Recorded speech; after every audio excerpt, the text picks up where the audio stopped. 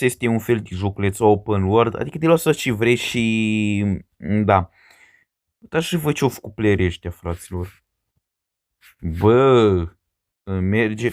Deci, nu știu dacă să observă, am schimbat-o la aplicația de filmat pentru că nu știu dacă ați observat, 2 episoade de ale mele nu mai se auzea jocul și asta era destul de ciudat.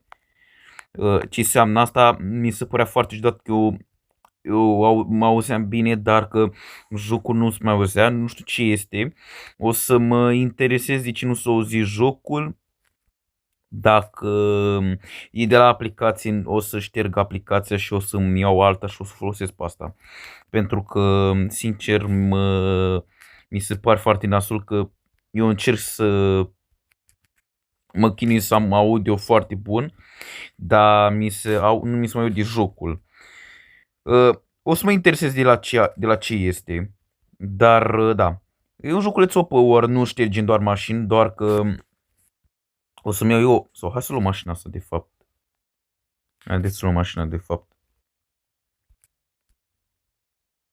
O luăm și ne cărăm de acolo pentru că playerii sunt destul de handicapați în jocul ăsta. De ce zic asta? Mulți dintre ei o să-ți dea foc la casă. Da, vreau să ne facem o casă în acest episod. Da, vreau să mi-o fac cât mai departe de zona de la început, pentru că acolo se spunează toți copiii și îmi spunează multe chestii și cred că o să ajungem să nu mai avem loc.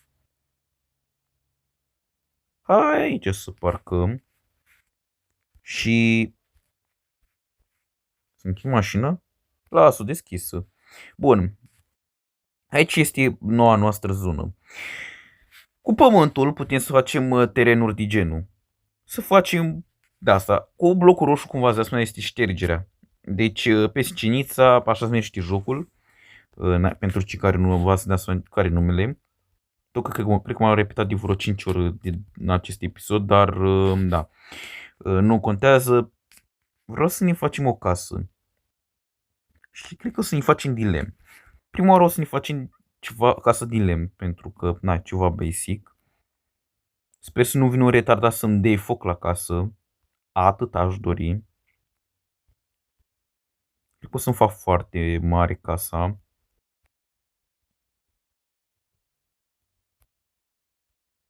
Și aici o să fie ușa.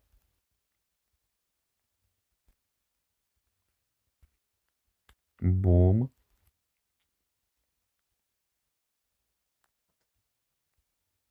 $500 și ceva de chestii în server.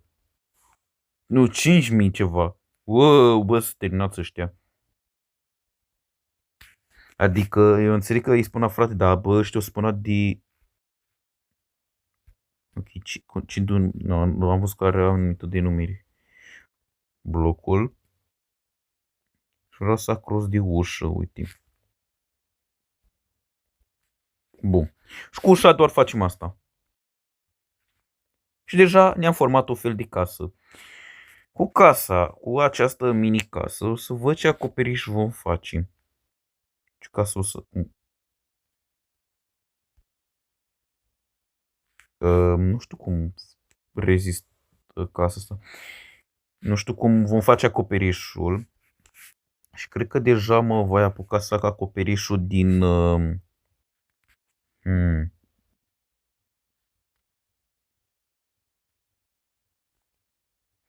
Știți cât de enervant e jocul ăsta că vin niște player și începe să-ți distrugă casa. Chiar am pățit-o. Eram pe un server tot așa, dacă am cu puține persoane. Și a venit unul și mi-a... Cum e să zic? Mi-a dat foc acasă. Da, și am luat foc din cauza prostului ăla.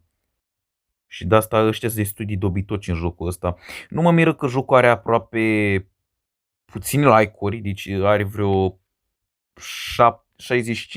parcă, sau mai puțin, sau mai mult. Și da, atare jocul. E interesant așa ca joc să te joci din plictiseală. Dar mi se pare foarte dubitocesc că ne putem omorî între noi, da. Jocul ăsta avem arme și putem să ne împușcăm. Bine, să ne aruncăm în aer mai mult, dar ați prins voi care e ideea jocului. E un fel de joc de ăsta sandbox care te lasă să-ți faci ce vrei. Văd că noaptea, mă așteptam noaptea să fie foarte întunecoasă, dar văd că nu e așa. Nu știu cât de bun e casa. Și stați că cred că mai sunt zone care...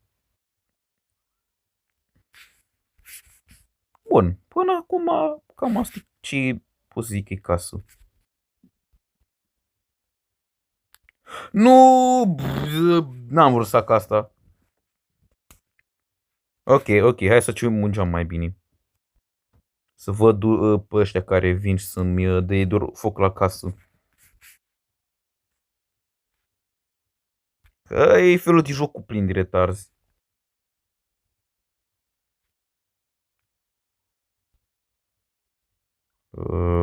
Ia să mai vedem.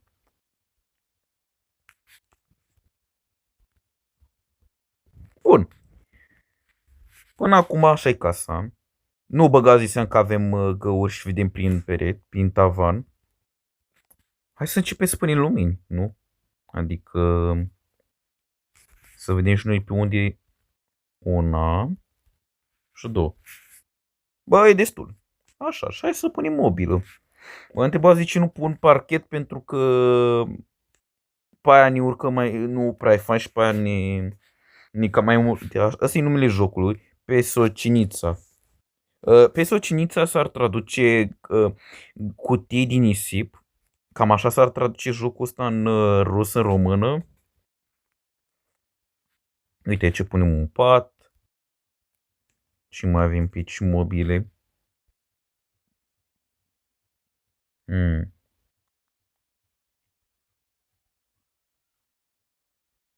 Cam atât. Asta putem să putem să mâncăm, ok. Cu cuțitul putem să ne tăiem, da. Și asta e casa. Ce ziceți? Bă, mai luăm mașina noastră, care nu e la a mea, 1 la 1000. Că de fapt e furată. Că am găsit-o random. Și uite așa fac. Ce părere aveți?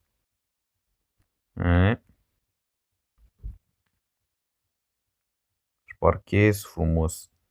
Tot că mi se pare condusul foarte retardat, adică pe telefon, sincer, pe Roblox, din tot timpul mi se părut, dacă developerii nu fac un sistem sau nu fac o chestie care să ai tu o pararamă care să conduci ca lumea mașina sau un vehicul, să știi că e chiar greu să conduci. Gata.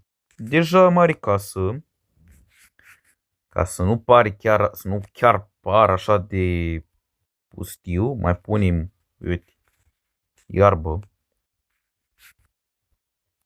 Uite.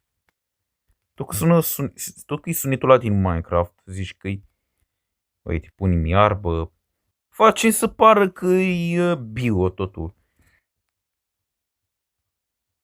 Ce mai punem? Ia. Uite, punem și lumini, că ar trece cineva pe aici, sau ar trăi cineva.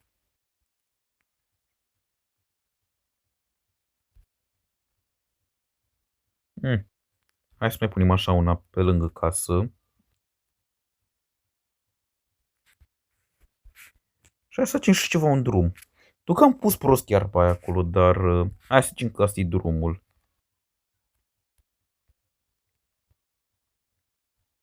Aici e străduța.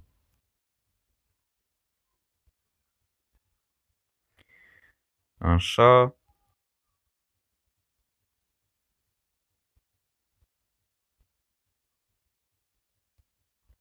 Iarba aia să zicem că, nu știu, a crescut în timp, nu e...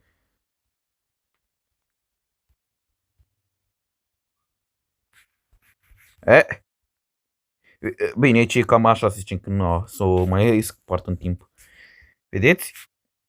Ce fel de joc e și chiar e mișto treaba asta. Chiar zici, bă, acum dacă te gândești așa, n-ar fi haosul ăla, chiar ar fi mișto chestia asta, să facem așa un oraș cu jocul ăsta, pentru că, bă, jocul în sine de la să faci, adică nu-i... Și asta îmi place, poți să vezi motorul la mașină bine. Bă, fraților, cam atât pe acest episod. Eu am fost Radu Rusu și v-am lăsat. Pa, pa!